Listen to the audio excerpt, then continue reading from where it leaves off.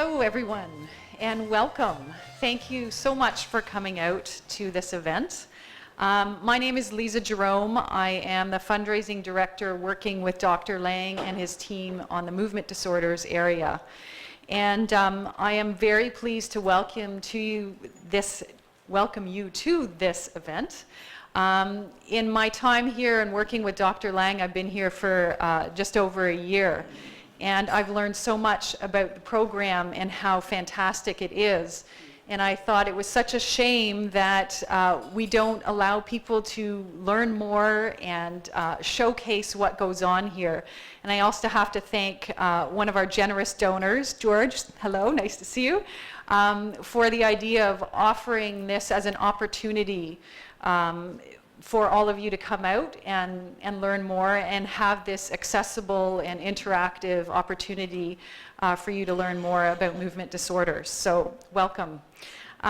Dr. Lang, as I think a lot of you know, is really world-renowned, and what he has created here at the center is something so special. And I think it's important that the community, the local community, and really the national, international community recognize the excellence that does go on here.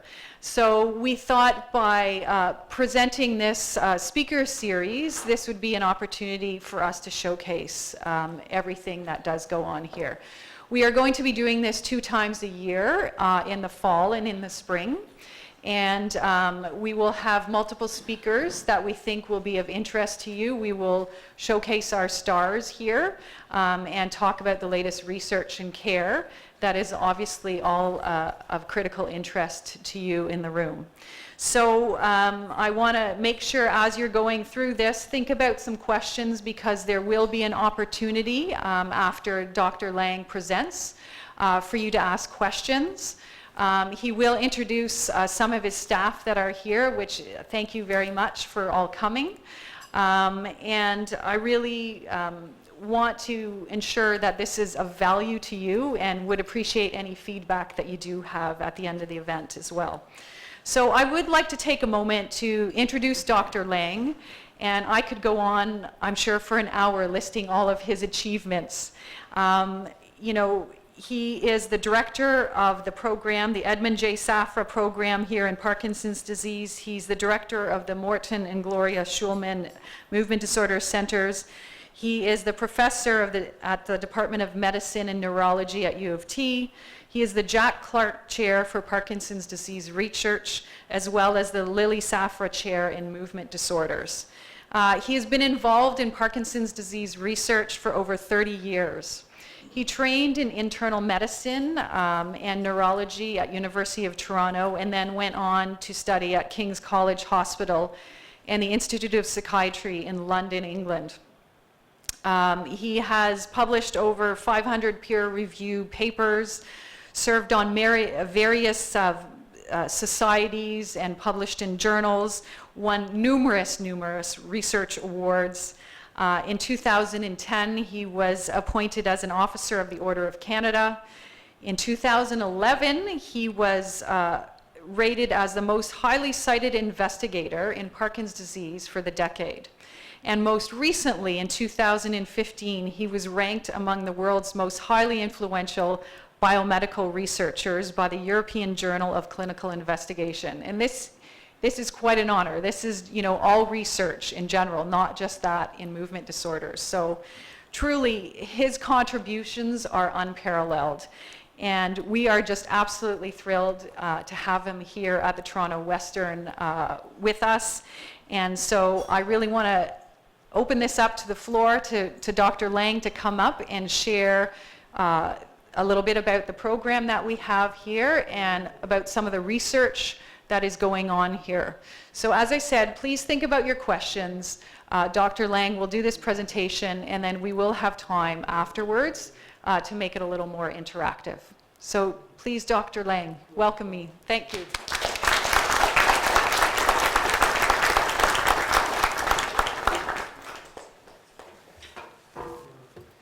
Thank you, Lisa. The check's in the mail for that wonderful introduction.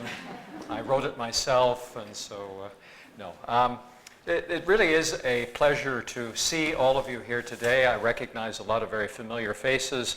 I always tell people that don't really understand Parkinson's disease and don't manage patients with Parkinson's that when I see a new patient with Parkinson's disease, I think of me having a friend for life, because this is a road that we end up traveling together. It has lots of ups and downs. Hopefully you have confidence in your neurologists here at the Toronto Western Hospital to help you through a lot of challenges with Parkinson's, hopefully a lot of successes as well as some of the difficulties that the neurological diseases like Parkinson's disease cause. And obviously what we need to do is recognize that we are part of a team. We're a team that includes the medical staff, the patients, the researchers, the philanthropists. We need every aspect of this to be able to continue doing the kind of work that we do. And so when it was suggested that we have these kinds of meetings, I thought it was a really excellent idea. The first one is really to introduce you to who we are and what we do in general. Hopefully get you interested and excited by the things that go on here. And then over the course of the subsequent meetings, as you've heard, we're going to do this twice a year, you're going to hear more intensive presentations from members of our research staff telling you about the work that they're doing, telling you about the techniques that they use, and hopefully getting you interested in the kind of work that goes on here and excited by the progress that's being made. Unfortunately, progress in science is very, very slow, and I think every time I see a patient with Parkinson's, they are asking about the next breakthrough, when's the cure coming, and boy, I really wish that I was able to tell you tomorrow that we have a cure. On the other hand, although we're not telling you that tomorrow, we are able to tell you that there is significant progress being made, and I think it is impacting on people's lives, and I hope you will see that we're contributing to those developments and progress. So let's get going, and I've got a few slides to tell you. The problems that we're dealing with, movement disorders, is a term that was coined in New York by a senior neurology colleague trying to figure out what to call this group of disorders. Parkinson's disease is the commonest that we all deal with, but we deal with many others. Huntington's disease, Tourette syndrome, dystonia, tremors, quite a variety of different kinds of movement disorders. And these disorders affect hundreds of thousands, if not millions of people across the world. Parkinson's disease estimated affects 1 in 1,000 individuals in the general population, over 1 in 100 over the age of 60. So it's estimated maybe 200,000 people in Canada have Parkinson's disease. And that's just one of the disorders we deal with. So this is very common. These diseases affect every age group. We deal with children with dystonia, for example, and elderly individuals with a variety of neurodegenerative diseases. Many of these, like Parkinson's, have an age relation, so they become more common as people get older, but they don't exclusively affect the aged. But with the aging population, we're seeing an increasing incidence of these disorders. So if people think of neurodegeneration as a tsunami problem right now. We're seeing a huge flux of increasing numbers of patients with neurodegenerations like Alzheimer's disease, Parkinson's, etc. And this really creates an urgency about the kind of work that we do here, a need to see the breakthroughs that are going to impact on people's lives. And so that's really why we do what we do. We are this group of people that I'll introduce in a little more detail in a minute. We now have 9 full-time movement disorders faculty. Movement disorders is a subspecialty of neurology. We're brain doctors, as they kind of jokingly say. We are not surgeons, though, although we are very much involved in using surgical techniques to treat some of the movement disorders that we deal with, and I'll mention that in a minute. We're based here at the Krembil Neuroscience Center. Thanks to the Krembil family, we have really built an institution that concentrates on neuroscience research. And it's really the interest on the part of people like the Krembil family that allows us to enhance and really contribute to international research in these fields. All of these individuals are clinicians as well as researchers. And it's very important that we can put into perspective the kind of problems that you or your loved one deals with in everyday life with the disease you have. And we understand that, and then that informs the research questions that we ask, and it drives the work in the basic laboratories, and it drives the clinical trials that we do, etc. The work that we do is multifactorial. It's multi-armed. We talk about the three main tiers of academic medicine, with patient care, research, and education all being quite important to what we do. And we really deal with these areas from what you could think of, an old term used to be bench to bedside. We take the bench laboratory, the discoveries there, and move them to the care of the patient at the bedside. Another more modern concept is molecules to populations. You deal with even the smallest substance and an understanding of molecules, and then your discoveries impact on large populations suffering from these diseases. I've been doing this for a long time, as you heard. I trained in Toronto. I grew up in Toronto. My dad was a professor at the University of Toronto in philosophy. And I got interested in movement disorders in my neurology training and went to London, England to do 2 years of fellowship with one of the then two, I think, leaders in the world, Professor David Marsden. I came back in '82, and really there was no one doing movement disorders in Toronto. It was remarkable how there were a couple of neurologists that had an interest in Parkinson's, but they did that along with everything else.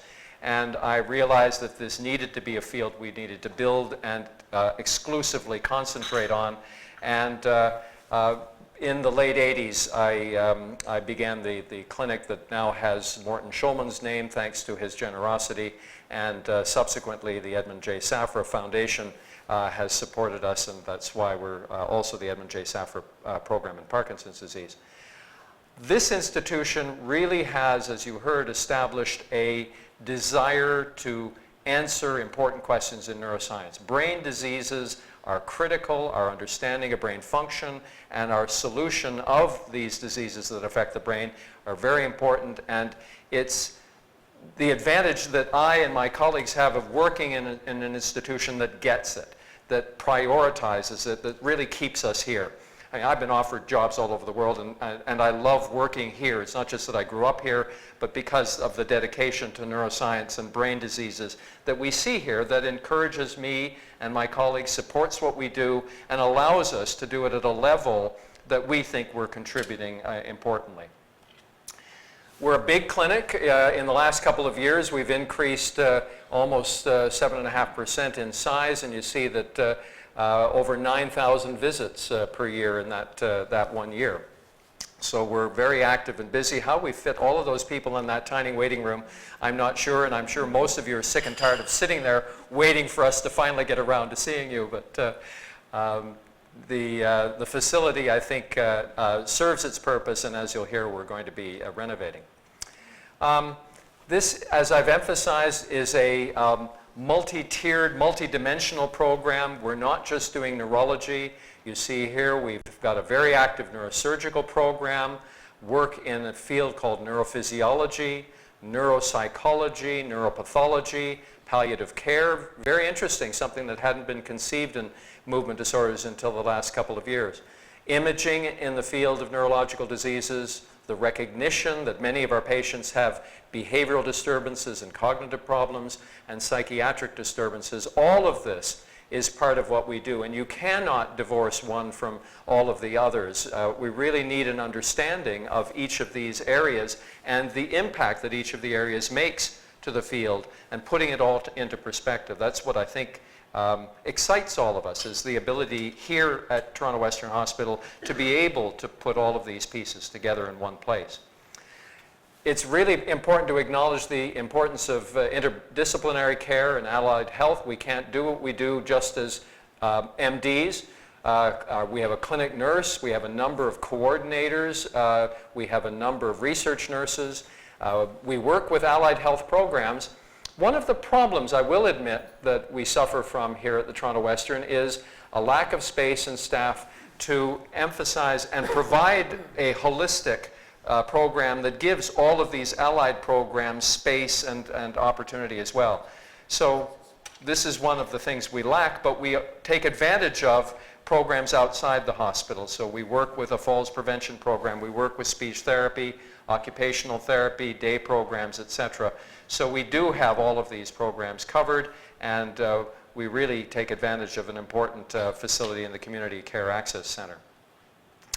So this is our team. I am fortunate to lead, I think, now one of the best recognized programs in the world. People talk about the Toronto Movement Disorders Program. You go to international meetings and they say, oh, he's with the Toronto program, she's working with the Toronto program. And I think that kind of turns us on. That's why we like working with each other and see an advantage of all of the things we do. This is Dr. Robert Chen, who may be able to come a little bit later. He's a world-class trained neurophysiologist, trained at the NIH in the United States, and does work in things like magnetic stimulation of the brain and studying mechanisms of action of deep brain stimulation, for example. Susan Fox is our associate director, a world-class neuropharmacologist, and one of the few people that can take animal models and create animal models in a laboratory, study them, and then take those observations directly into her clinical experience and practice. Dr. Connie Maris is a Torontonian, or at least did her neurology in Toronto, and I was fortunate enough to coerce her to go away and study with Dr. Carolyn Tanner in Los Angeles or in San Francisco region to do a field called clinical epidemiology. And Connie is now working in that field, doing studies of families with genetic disorders, studying a variety of different aspects of the epidemiological components of the diseases we deal with. Dr. Antonio Strafella is I keep saying world-class and world-class. You must be getting sick and tired of this, but it really is true. Antonio is a world-class neuroimager who studies the brain using positron emission tomography and also other techniques like functional magnetic resonance imaging, and really helps us understand how the brain goes wrong in various diseases or how we impact the brain function with various treatments. Renano Munhoz is a neurologist from Brazil who we were able to recruit to work with us in our surgical program. In addition to working with deep brain stimulation, he has an interest in ataxia. Dr. Alfonso Fasano is another neurologist we were able to recruit from Italy, one of the real brilliant young leaders in the field of deep brain stimulation in Italy. He's come to work in our surgical program as well. Finally, we have two of our most recent recruits, our junior faculty, Dr. Laraine Kalia, who is a neurologist, neurobiologist working in cell biology. She has a basic so-called wet lab laboratory in the Toronto Western Research Institute and the TAN Center that I'm going to refer to in a minute. And then Dr. Elizabeth Slow, our most recent recruit, is a neurologist trained in Toronto, trained with us here in the Movement Disorders Center, and has an interest in palliative care in movement disorders as well as ataxia. So it's a great team, and I think we all kind of look forward to coming to work together because we enjoy what we do and enjoy the interaction and company that we have here. So I've really described all of these individuals, and those of them that are here at the end I'm going to ask to come up and just give you a real short caption of what they do and maybe whet your appetite for the future meetings that we have when each of them are going to spend more time giving you a detailed description of what they do. In addition to the clinical work and the laboratories run by our 9 movement disorder staff, we have a number of affiliated laboratories here. In neurophysiology, this is the one that Dr. Chen runs, but because we have a very big and well-known neurosurgery program, this involves the electrophysiology of studying patients undergoing deep brain stimulation or other surgical techniques. We also have basic biology laboratories. I mentioned Dr. Kalia's work, but also Dr. Lozano, who leads our surgical team, is also a biologist and a neuroscientist who is interested in neurodegeneration mechanisms. We have laboratory studies at the Center for Research in Neurodegenerative Diseases that I'm going to talk to you about in a minute. Dr. Jonathan Bracci is a world-renowned neuropharmacologist who's working on mechanisms of degeneration. And a number of the investigators, as I've mentioned, are working in the deep brain stimulation program to understand how and why that works. This is a slide to introduce the Center for Research in Neurodegenerative Diseases, or the CRND. The TANS family funded this, and so it's often called the TANS CRND. And this is actually housed in this new building here. This is the Krembil Discovery Tower that was opened about a year ago. And the TANS Center moved from the old laboratories. You may know the old building on the northwest corner of University Avenue and College Street. These were the old botany buildings. It's just south of the Medical Sciences building. Those of you that know Toronto well might remember the greenhouse that used to be on that site. And then they tore down the greenhouse. The old building behind it was attached to the greenhouse. That was the botany department of the University of Toronto. And these laboratories were housed, these high-level international neurodegenerative laboratories were housed in this really old, rather horrible facility in the botany building. Lovely building from the outside, but god-awful place to work if you're a cell biologist. So fortunately, the University of Toronto and University Health Network came together to give the CRND a new home, and that's in this building here. And the CRND has a number of programs that work in the fields that are listed here. We have a Parkinson's disease laboratory. The chair that I hold, called the Clark Chair, is housed at the CRND, and we fund work by a man by the name of Anurag Tandon to do work in protein studies and mechanisms of neurodegeneration. We collaborate with geneticists, worked in genomics, and all of these areas. I won't go through them in great detail, and you'll see in another slide the list. Here it is. So this is, in the background is Gerald Schmidt-Ulm with one of his toys that he uses in his laboratory, a mass spectrometer. This is the list of investigators at CRND. Peter St. George Hislop is the leader of CRND. He directs this. He is a world-renowned neurologist, neuroscientist, and geneticist who discovered actually 3 of the known Alzheimer's genes Peter St. George Hislop was involved in discovering. And these are the names of the other investigators, and the asterisks show you that quite a large number of people at the CRND are involved in basic research involving Parkinson's disease, trying to get answers about this disease. So I'm just going to, these are the sort of concluding slides telling you a little bit about the kind of advances that go on here and the type of work that combine work in the Movement Disorders Clinic and the CRND. With clinical and pathological descriptions. Because, as I mentioned, we're all clinicians, we recognize new diseases. There have been several neurological diseases that we've recognized here and described. We've described new genetic causes of diseases. We and our colleagues are working in animal models and understanding the abnormalities that occur in the cells that are degenerating or damaged, trying to figure out new methods of treating, both medically and surgically.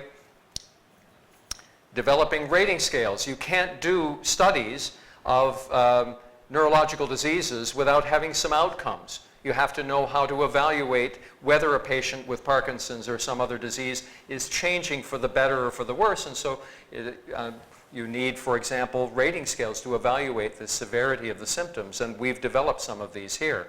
And I think I've mentioned the overall understanding the various basic mechanisms is critical. And each one of those components, imaging, physiology, pharmacology, epidemiology, genetics, etc., all play into our increasing understanding of the disease and its treatment.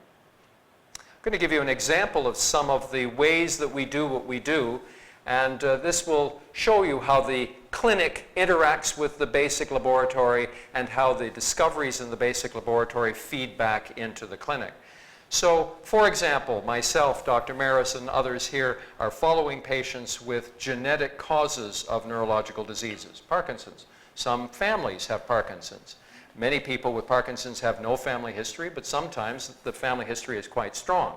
And when that's the case, we define the presence of the family members. We do work with developing the pedigree of the family, evaluating patients with and without the disease, collecting blood samples, collecting other kinds of studies of these individuals, and taking the materials that we have from families like this and giving these to our colleagues who are gene discoverers.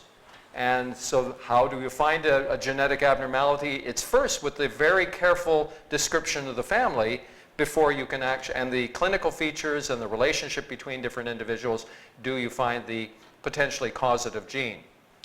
Once you have the causative gene, you've discovered the gene for whatever, a certain form of dystonia, a certain form of Parkinson's disease, you need to understand what that gene does. Genes basically create proteins. Proteins are the building blocks of our cells. That's why we have enzymes. You have red hair or blonde hair or black hair because of a certain gene and a protein you've made. You develop Parkinson's in part because of the nature of the proteins that you make or the disturbances of the normal proteins. And so sometimes these proteins overact and sometimes they may underact, all to account for the disease. And it's understanding what those proteins do. What is their structure? What is their biochemistry? What do they interact with? A protein doesn't act in isolation, it acts with other proteins. And you see cascades of processes within cells to allow you to metabolize toxins, for example, or do whatever the protein does. Once you have that understanding of what the protein does, you need to understand how that might influence the cellular function and understand the role of that protein in the function of the cell.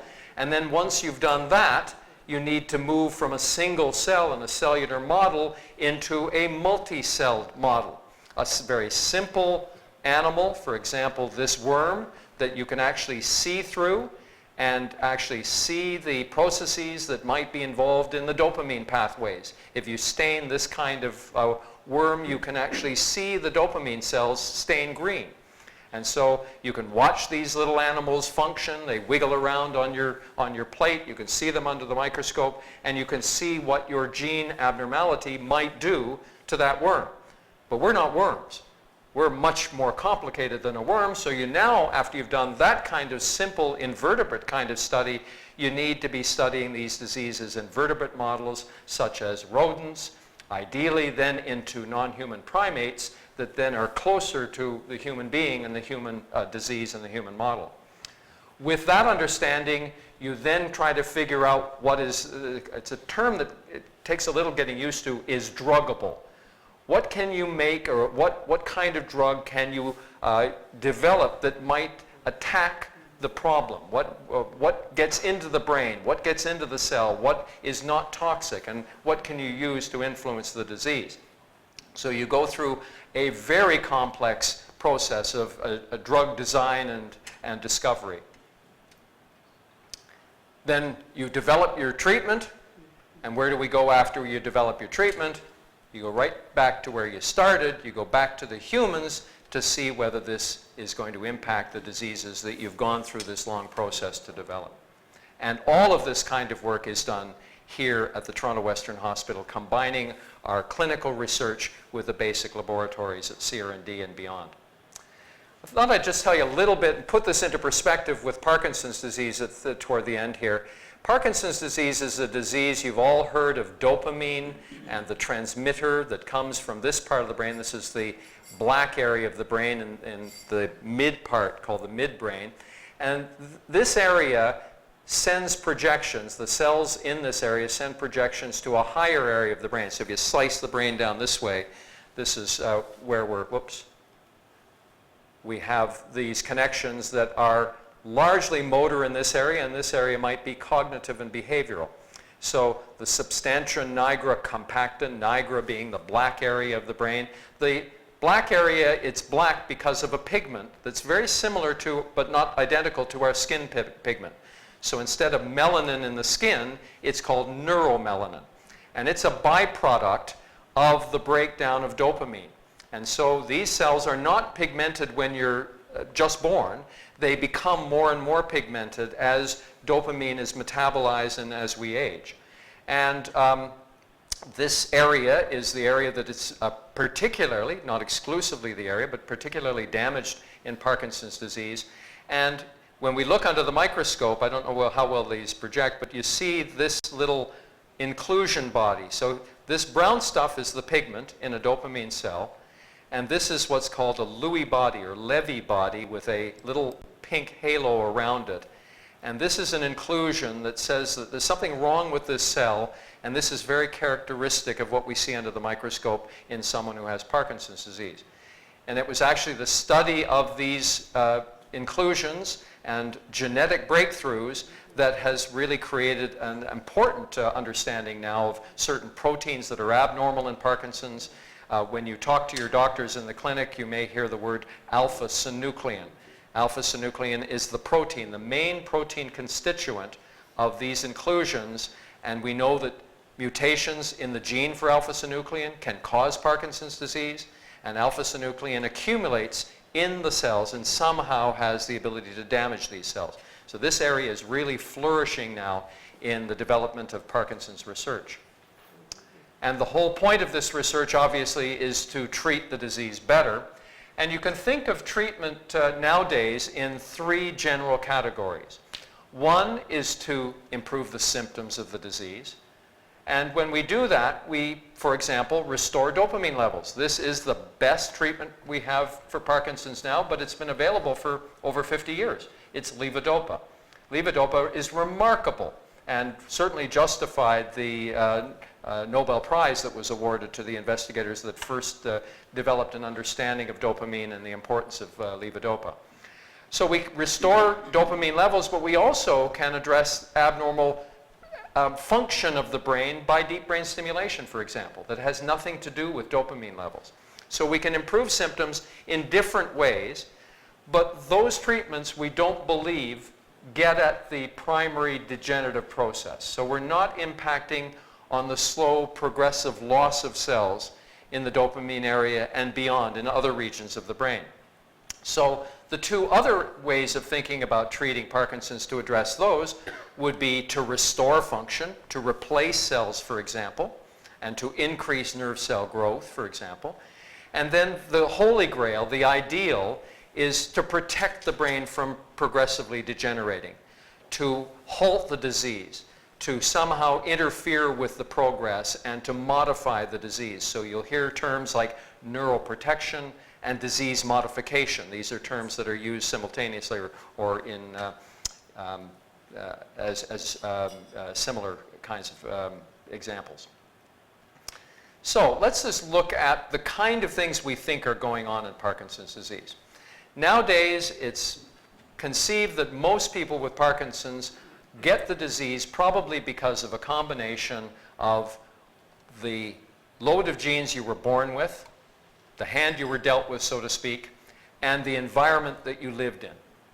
And so the old saying that many people use is, if I got to get this right, genes load the gun and environment pulls the trigger. So you have genes that, in fact, could protect you from getting Parkinson's as well. So they're probably protective genes as well as causative genes.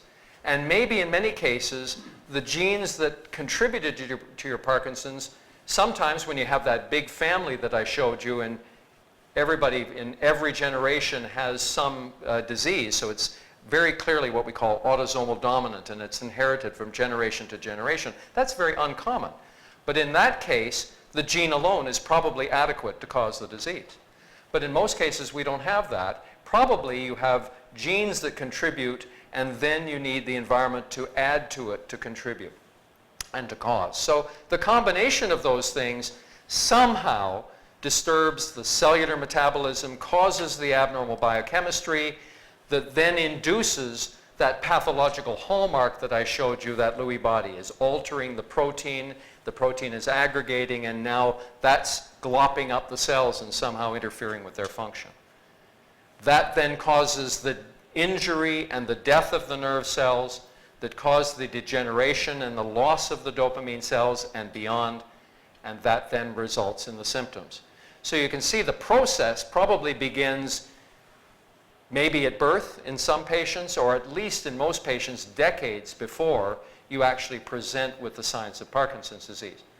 So if we look at this model, how then is our treatment impacting? Well, how do you fit in those three categories of treatment into this kind of model? Well, it's pretty obvious.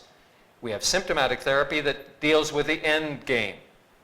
We're really good at that in some respects. Levodopa is really quite important to our treatment and can allow people to function normally, but it really is an end game. We need to move our treatments and our approaches well before that.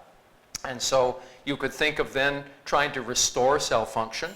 There had been a great deal of hope that maybe stem cell therapy would be able to do that. And I know you've all heard of stem cell therapy and sort of are wishing that this will come along, and it probably was naive to think that a stem cell is going to be able to treat such a complex disease as Parkinson's. But I think that stem cell research is going to teach us something and may have an important impact on our treatment of Parkinson's. But we really need to move even before restoring the cells and encouraging them to grow and to the point that we can protect. What can we do to alter the impact of the genetics and the environment and the disturbances of biochemistry and metabolism that then go on to the injury of nerve cells? So that's why we're here. That's why we hope you are excited by what we do, and that's why we like getting up in the morning, because I think that we feel that there's an important light at the end of the tunnels. It's maybe a long ways to go, but I think we are seeing progress. We need to expand to do this, and I'm really delighted to say you're going to, if you're coming to the clinic, you're going to see a little dust around for a while. We are renovating the 7th floor to increase the number of clinic rooms that we have to take care of those 9,000 patient visits that I mentioned earlier per year. And then we're also expanding with the generous support of the Edmund J. Saffer Foundation to a floor above the 7th floor, 2 floors above, where we're going to house our research programs, our coordinators, our fellows. We're going to have a research laboratory where we're going to be able to study gait and walking problems, to be able to study electrophysiological techniques, and things like transcranial ultrasound, a certain kind of imaging technique. We're also going to have a nice new conference center upstairs on the 9th floor. So we're very excited by that development, and that'll, we hope, be completed by the spring of next year. So we'll continue to work hard and hopefully continue to impress the granting agencies and the people that accept our papers. Our priorities, really, the bottom line is our priority is to solve the diseases that many of you are touched by. It's a long haul. We really require your help in doing that in many respects. Your participation in research, your support if you have the means of supporting, your letting people know about the Movement Disorder Center and neuroscience at the Krembil Discovery Tower. And we're going to continue to be working in the various fields that you see here. We have a very large fellowship program. We train people from all over the world to do what we do, to send them back to where they came from, hopefully to expand the quality of the work that goes on in their home countries. So a lot of these things we really prioritize and do that with your help. At this point, I think what I'll do is I'm going to introduce the faculty members that are here. I'll have each of them come up and say hi to you and tell you what they do. As I've said, each of them are going to spend a lot more time telling you in more detail what they do at one of these sessions, and I really hope that you're able to come back for each of them and every one of them. But let's just start. Susan, as our Associate Director, Susan Fox, is all of us remember clinical neurologist. She's a clinician, but with a PhD in neuropharmacology. And Susan, why don't you say what you do? Do you get a round of applause? All right, thank you. That was a fabulous overview. So I see a few faces in the audience I recognise there. So thank you for coming. Yeah, so I'd just like to add really to what Tony, Dr. Lang said. So one of my interests really is translational medicine. What do we mean by that? So it's translating what we find in the clinical, in the lab, into the clinic. So taking what we find in animal models, in the basic science, and trying to do studies in patients and develop new treatments and therapies for conditions. So that's really one of my main interests. I'll tell you more about that in the spring when it's my turn to be on the podium. But needless needless to say, we have a lot of clinical trials in general going on in our centre, and we're always delighted for people to take part in clinical trials. It's very important that we do get your input from the patient side. We really need you to be part of this process, and this work is not possible really without the volunteers that we have who take part. The other thing I would just very briefly like to say is that we can't do a lot of what we do without our fellows. Our clinical fellows are an integral part of our team. As Tony said, we train many fellows from all over the world. Hopefully they can go back to where they came from and take back the message and continue to manage patients and treat patients in their own cities and countries.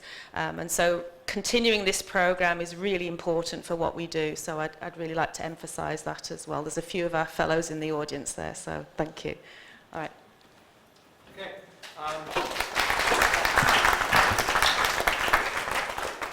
In the front row here is Antonio Strafella. As I mentioned, Antonio, we were able to pull away from the Montreal Neurological Institute. He did some work here as a fellow, then went back to Italy, and then came back to Canada and started his research in imaging. And we sat in a cab a long time ago, and I said, are you ever interested in coming to Toronto? And I managed to get him here. So, 10 Antonio. years. It's been 10 years since then. Thank you very much. So, very briefly, okay, I'm also one of the neurologists, as you can see, and also a clinician scientist. And my interest is also, of course, translational, in the sense that every time we see patients in the clinic, and probably some of you participate also in our studies, I ask them to participate in many of our imaging studies. So we live in a world of where images are very important. So now everything is about imaging in sense at different levels. So we like to take pictures of the brain. So usually this, like 20 years ago, these things used to be mostly done in monkeys or small animals. Now we have very sophisticated techniques to image the brain, living brain in patients. So we do this directly from patients with Parkinson's disease. And this allows us to understand the disease much better, rather than just using monkeys, which of course are still animals. We like to use instead patients directly, because that's where we see the symptoms, and we try to understand more the pathophysiology of the disease. So I'm sure somehow in the future I will present some of our work directly to you, so we'll be happy to then explain more in detail of all our work. So thank you very much for coming, and so we'll leave the podium to the next. Thanks. Thanks, Antonio. Again, just to emphasize the commitment that this institution has to neuroscience that keep people like Antonio and all of us here. We're going to be one of the few institutions in Canada that has a 7 Tesla MRI scan shortly. We have a PET scan. We have a very strong collaboration with the PET program at the Center for Addiction and Mental Health, where Antonio has a cross appointment. Another tool that we have is a magnetoencephalography machine. So we've got a number of ways of looking at brain function, including imaging. Laraine, you're at the end of the aisle there. So this is Laraine Kalia. I mentioned Laraine is a neurologist, neuroscientist working in cell biology, and she'll tell you a little bit what she does. So good afternoon to everybody. When I'm not over in the clinic, I'm actually in this building here. We have, as you've probably noticed, a very new building here that houses many, many labs. And so I have one of the wet bench labs that Dr. Lang was mentioning, where what I focus on is really trying to understand Parkinson's disease, particularly at the level of the molecules in the cells. And the purpose for that, really the drive for that, is to try and understand how those molecules lead to death of those dopaminergic neurons that result in Parkinson's disease and the symptoms that come with the disease. And the goal of that is actually, if we know what the molecules are that are involved in the disease, then we could actually start to really smartly design drugs or search for drugs that could prevent the neurodegenerative process in Parkinson's disease. So I take inspiration from my patients and learning from my patients who I do find who have genetic causes of Parkinson's disease, particularly in genes that we didn't know cause Parkinson's disease or types of mutations that we didn't know cause Parkinson's disease. I take those over to the lab, study them in a test tube, study them in cell culture, culture, artificial cell culture systems, and actually also have the capabilities of what Dr. Lang was showing with those worms, to be able to start understanding those proteins in a very simple system. And with that, be able to start to do things like take compounds and screen drugs to find new treatments for Parkinson's disease. And so I look forward to telling you more about it later, and thanks again for coming.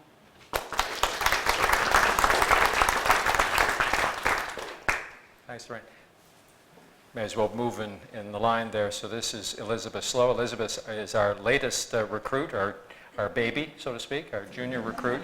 And Elizabeth has taken over a very important development that was started by Janice Miyazaki, who left us to go to Edmonton. She's working in palliative care, but she's also starting a very exciting venture in developing an ataxia clinic.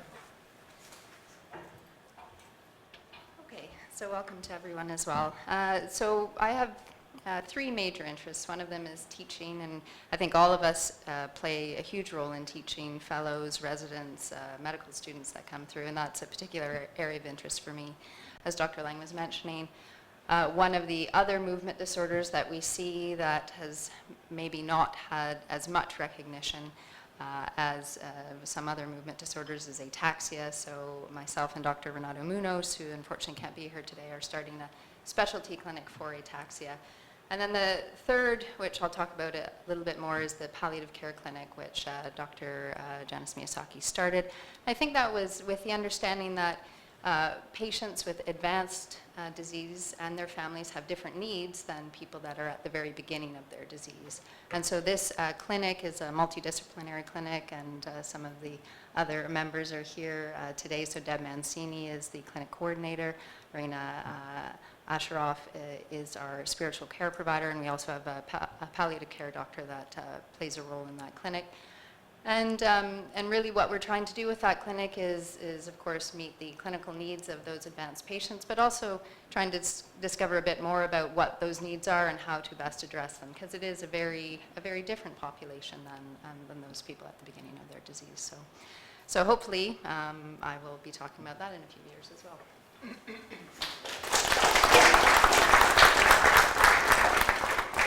Finally, Connie Maris joined us several years ago. Connie was a Toronto trainee, and I was fortunate to recognize during her neurology training somebody that really had something to give to her field and could mature into a really outstanding clinical scientist, and fortunately I was right.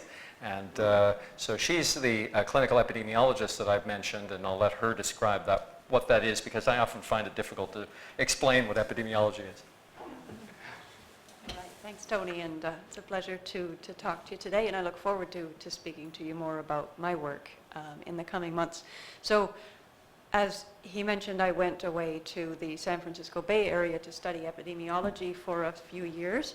Epidemiology is the study of populations and how in terms of medical disease, how the characteristics of the disease and risk factors for the disease associate with progression or with causing a disease. So epidemiology is a science that can use patterns of disease in populations to try to understand what environmental factors or what genetic factors associate with the disease and give us clues in that way to the cause. And so it's a bit of a privilege being an epidemiologist in Ontario in a certain way, because we have a healthcare system that is funded to provide universal health care for all of Ontarians, and that creates rich databases that can tell us a lot about how different healthcare patterns impact on disease, and also can help us to associate risk factors with disease. So I've been using these databases, for example, to do some pharmacoepidemiological studies, which can ask how the use of certain medications in the population may represent risk factors for Parkinson's disease, or even protect against Parkinson's disease. And there's a great interest in repurposing drugs, for example, that are used for hypertension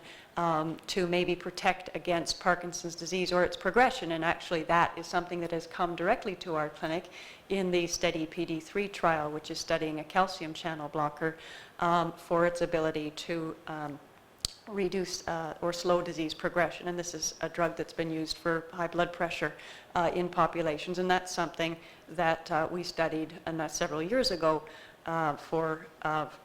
using the Ontario databases to try to gain insights into that at the pre-clinical trial level. So that's one of the examples of things that I do.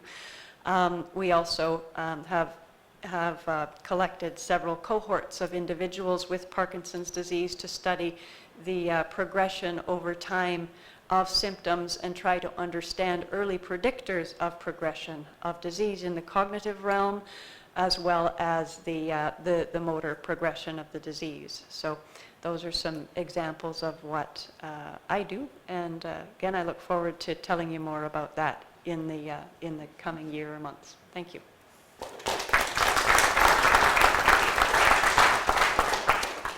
Thanks, Connie. So our other faculty give their apologies. They would have liked to be here and describe what they're doing as well, but weren't available. You heard Susan emphasize the role of the fellows. We have a number of our other staff here that I will apologize and not introduce them individually. They all deserve individual introduction. We have scientists, coordinators, nurses, fellows, and a number of people that allow us to do what we do very well and couldn't do what we do as well as we do without their support and collaboration. So that's our formal presentation, and now we'll allow you to ask any questions you want. As you heard, I think it's probably best not to ask questions about your own personal care, your own personal drugs, and I take Cinemat 3 times, and should I take it 4 times? Come to the clinic and we'll be delighted to tell you about what you should do personally. But if you have general questions about the disease, general questions about research, about what's going on here, about what you've heard in the media, etc., we're glad to discuss that, and I'll let Lisa sort of chair and coordinate this maybe. Thank you. I just want to say a couple words before we start our question and answer period, and I want to take a moment, and I didn't do this earlier because 2 of our generous sponsors were not here at the beginning, and I want to take the opportunity right now to acknowledge John and Sheila Milne. Thank you very much for your sponsorship for this. So thank you. I apologize, Doctor, for being late with all these people here, but my wife was right again, and I was wrong. Unfortunately, they went to the wrong location, but we're thrilled to have you, so thank you. I also want... The smaller unit, the Toronto General, you know, the least important unit of the University Health Network. And I also want to thank Luca and Medtronic for their sponsorship as well. Dr. Lang spoke of DBS, and I know Medtronic is a big player in helping us with that aspect of our care. So thank you on behalf of all of us to Medtronic. Thank you.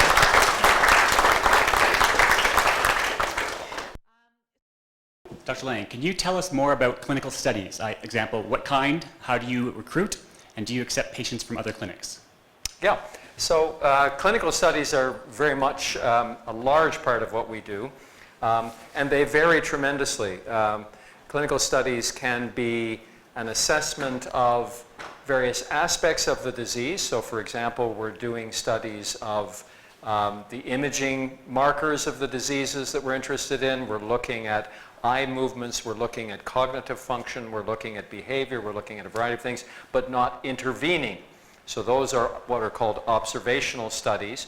And then we do a lot of clinical trials where we may be intervening, and the interventions can be designed to evaluate a treatment that might theoretically slow the disease down, might be designed to improve the symptoms of the disease at the beginning of the disability that somebody might be experiencing.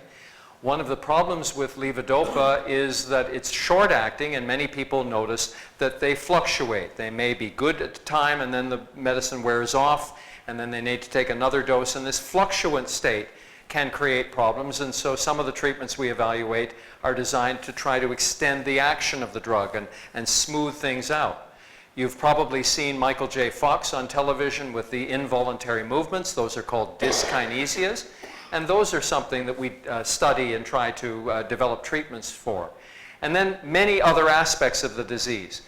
Behavior, cognitive function, bladder function, blood pressure, a whole bunch of other different aspects. And that's just Parkinson's. So symptomatic therapies. Most of these studies are properly designed trials that are, they fit into a general category called a randomized controlled clinical trial. Randomized controlled trials are studies that use a control, a placebo usually, and you compare the active intervention, the treatment that you're interested in, to a placebo, and that may be divided equally, 1 and 1, or it may be that it's a 2 and 1. You have twice the chance of getting an active treatment versus the placebo, or 3 times the chance, depending on the design. But most of these studies are randomized controlled clinical trials. Believe it or not, people, no matter what, do better in a clinical trial. There have been pretty good studies to show that you tend to find, even if you get the placebo, there is such a thing as a placebo effect. Remarkably, the studies in Parkinson's have shown that receiving a treatment and believing that it may help actually increases dopamine release in the brain. So there's an actual physiologic reason that people with Parkinson's can feel better receiving a placebo. It's not in their, well, it is in their head, so to speak, but it's not in their mind. It's actually a physical effect of the dopamine release. So that's one of the reasons we have to do placebo-controlled trials. If you can get better by the dopamine release from a placebo, we need to know that the active treatment is more effective than just that placebo effect. So we do a variety of different kinds of clinical trials, observational as well as interventional. And yes, people from outside our unit can participate in the trial. In fact, the Michael J. Fox Foundation is very much involved in establishing people's interest in clinical trials and people knowing about the clinical trials that are going on in their cities. And I think it's early in October, we have a meeting here in Toronto with the Fox Foundation trying to teach people about clinical trials and participation in clinical research. So I hope I answered the question. If you need any supplement, I'm happy to do so. The other thing is let's take advantage of our staff. Susan, you run a lot of clinical trials. Do you want to say anything? No, I think you answered it. That's fine. I think if people are specifically interested, either ask their doctor when they go to clinic or their doctor, if they don't attend our clinic, at whichever clinic they do go to, and to send us some information, and one of our coordinators will get back to them with more information. So please let us know. Before we go on, Dr. Robert Chen, one of our other faculty, just came in. He was over at the university. Robert, do you want to come up? And each of our faculty have said a few words about the kind of research that they do. Sure. Thanks for coming. Microphone here? Okay, well, sorry, I was actually in the student's exam, was examiner, so I couldn't be, I can't be here earlier. So my name is Robert Chen, I'm a neurologist here at the Movement Disorder Center.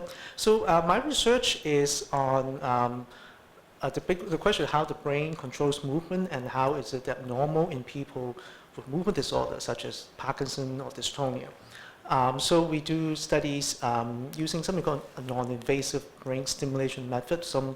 One that is called magnetic brain stimulation. So it's actually a approved treatment currently for depression, but we are using it both as a method to look at how the brain is abnormal, for example, people with Parkinson or dystonia, and also potentially as a treatment. And the other kind of study we look at is, some of you may know there's a deep brain stimulation, the treatment for movement disorders such as Parkinson dystonia.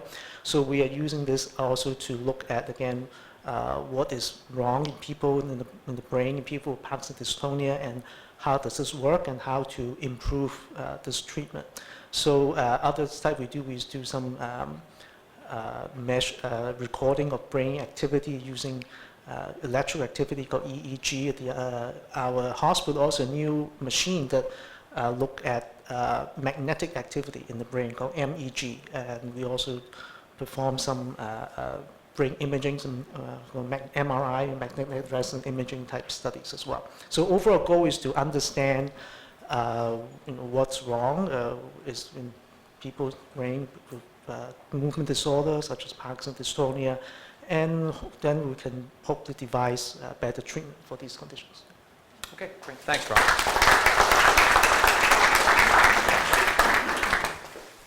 I've got the microphone.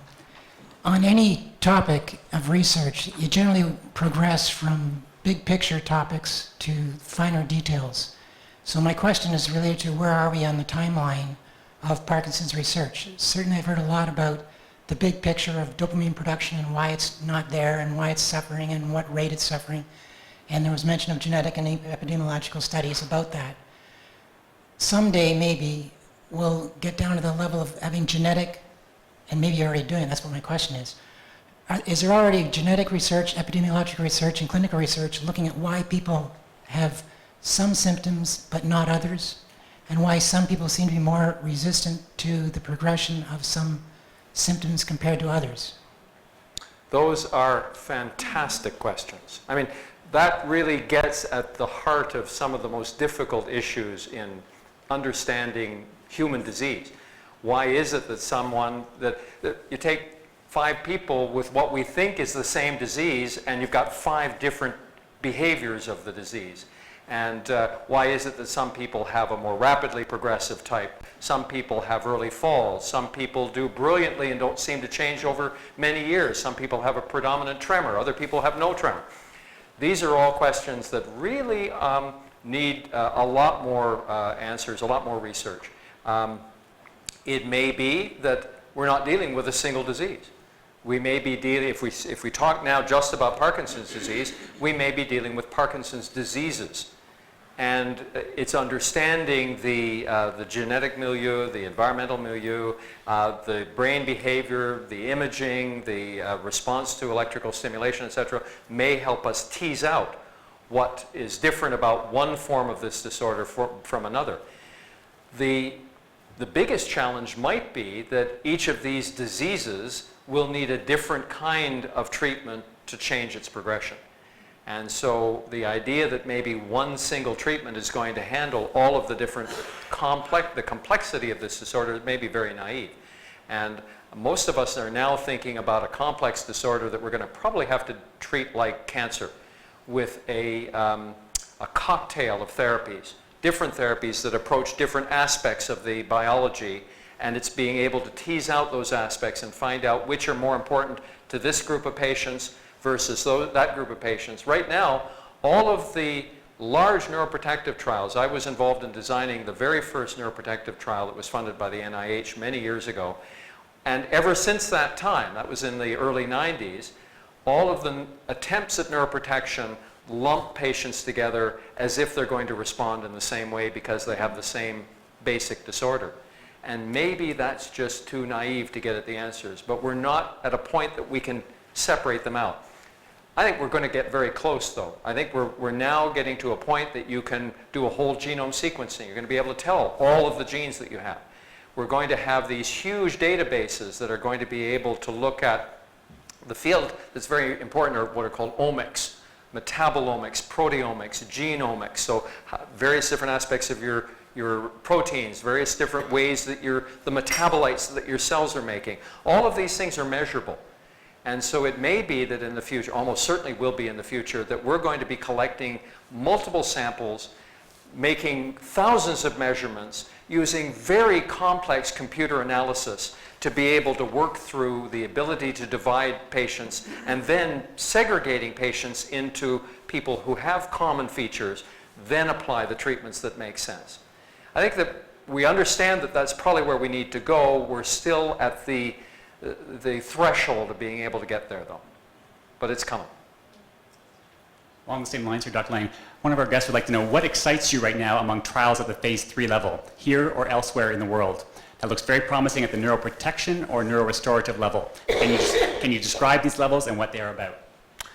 So Dr. Maris mentioned one possibility, and that is using a calcium channel blocker, because we know that calcium has an ability to alter cellular function. It's very much involved in oxidative stress, and the way cells, the metabolism of cells is driven by the amount of calcium that flows in, and if we can block the calcium from getting in using very specific types of calcium channel blockers, that may alter the progression of the disease. So that's one area of interest. Another area that's very interesting is, you remember the protein I mentioned, alpha-synuclein.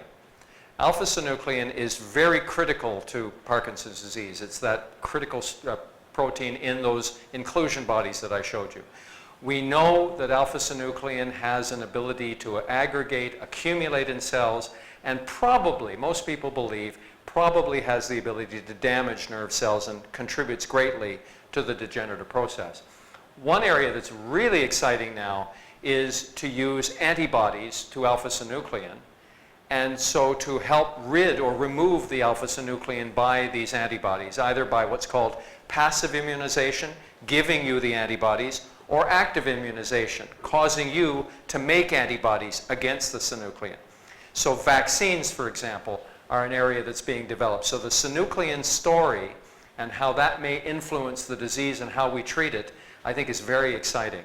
And we're seeing this in all areas of neurodegeneration. Vaccines for Alzheimer's disease are very hot right now. Vaccines and antibodies for other degenerations, like a disease called progressive supranuclear palsy, a protein called tau, a whole area of diseases that are very difficult to treat. And that too lends itself to this same kind of approach. So this is really exciting, and I think all of us are looking at this area that, in a way that may hold a great deal of promise for the future. Hi, Dr. Lang. Can Hi. you speak briefly about the upcoming collaborations with Baycrest or other institutions in Toronto? Okay. So University of Toronto, I also have a hat that I wear that I didn't tell you about. I'm the head of neurology at the University of Toronto as well. And in that position, I've encouraged the idea of a University of Toronto based movement disorders program. So we're the largest program here, but these are common diseases. And we have very good neurologists based at each of the other teaching hospitals. The four main ones are our own, Baycrest, Sunnybrook, and St. Michael's. So at Sunnybrook, a trainee that trained with us as a fellow originally, then went to Philadelphia and came back to Toronto, is Galit Kleiner-Fissman. She runs an outstanding multidisciplinary program up at Baycrest, and we're working with her and collaborating in some areas. At Sunnybrook, a colleague by the name of Mario Macelis is a neurologist interested in the behavioral aspects of movement disorders and cognitive dysfunction. And he and I and the group here are collaborating on a number of studies. And then at St. Michael's, Dr. Tom Steeves is another trainee of ours who has a faculty position there and doing clinical studies too. So we're a citywide group, and one of the things we're working towards, it's taking an awful long time to get there, is a common database. So we're all using the same computer database to collect data on patients that we see. So hopefully in the next year that'll be established. Additional questions from anyone?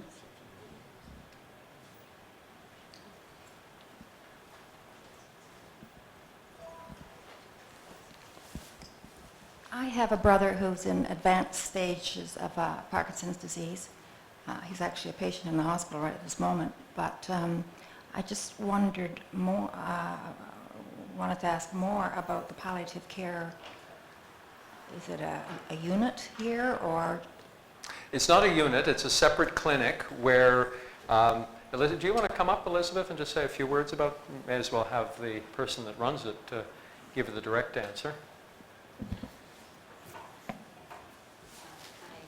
Yeah, so it's not an inpatient unit. So it's an outpatient clinic. It's run on the same floor that we have all of our outpatient clinics. It's just structured a little bit differently. We have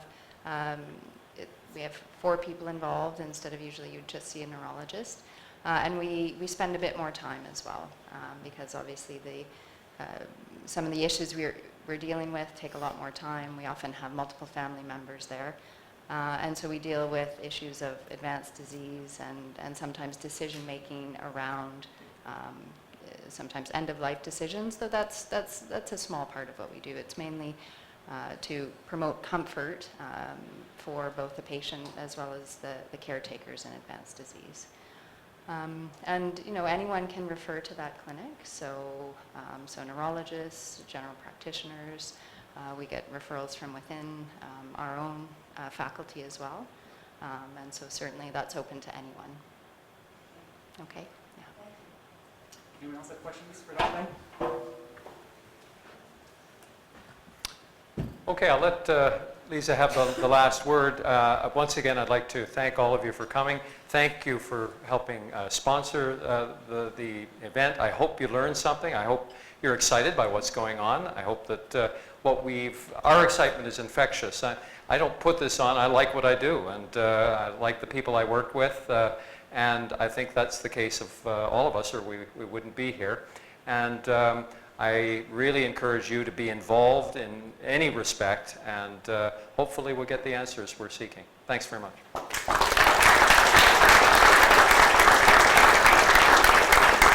Thank you, Dr. Lang. And thank you again to our sponsors, John and Sheila Milne and Medtronic, for making this possible today. And I also want to take a moment to thank a lot of you in the room that are actually donors to a lot of the research and the program, et cetera, that Dr. Lang and his team spoke about.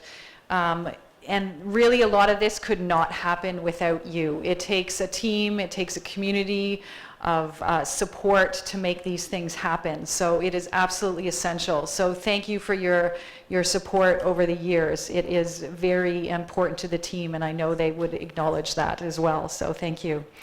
I hope we whet your appetite for coming to the next sessions. I think it is incredible to be sitting here for the last hour or so and hearing all the amazing work that is going on here. And we are extremely fortunate to have such an incredible team. Thank you to Dr. Lang for his leadership and what he has really made possible here, and that we can all benefit from this. So keep May in your calendar. We will be in contact with you, so make sure you gave us your information so we can get you on the next invite list, also to send you any of the follow-up material that we will be creating. And hopefully that this was useful to you, and any feedback you have, we would love to hear it. So please join me in thanking Dr. Lang and his team. I know they are very busy, and to take time out of the clinic and their research to do this, we all very much appreciate it. So thank you for sharing with us today.